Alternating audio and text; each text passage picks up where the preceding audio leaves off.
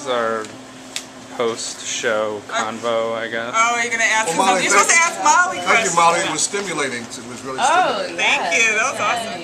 I wish I was a little more. You can fake it. We need to have you Fake it. back I'm just again. immediately like, okay, I'm here. I didn't even get to the one story on, which I was actually kind of pissed about. My dislike for Quinn. Not that I dislike Quinn. Something he did. So, like, the whole Medicaid and Medicare cuts.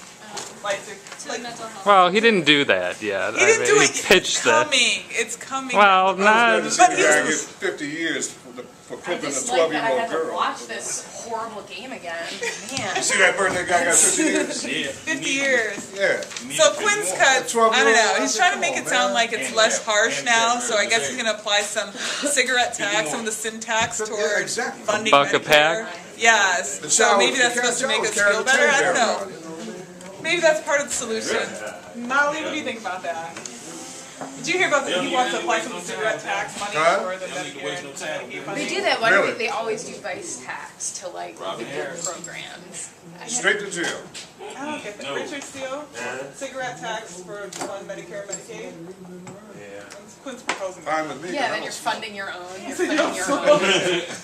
Yeah. It's fine with me. More and more. Less So and mixed less. reviews, Quinn, but I'm sure you already know that. Although, I wonder, if you actually look at the numbers, at the stats, I wonder how the increase in cigarette tax. 337 million is what it would bring in to offset the costs of Medicaid.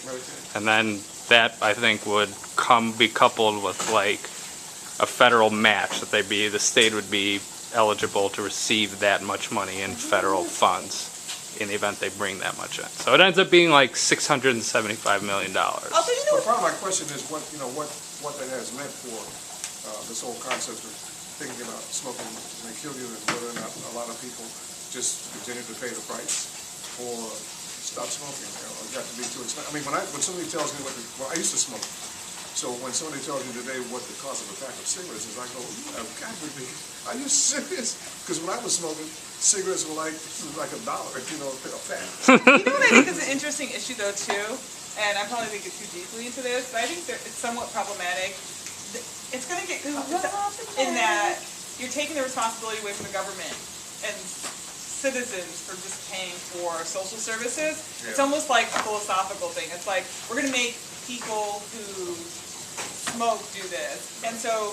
Say, for instance, you didn't have smokers anymore, you didn't have a smoker tax. How can you convince the voting public that now they should be responsible again for paying for social services? When you've already put the burden on somebody Well, else. the point is well taken, but there'll never be a time when there won't be smokers. So.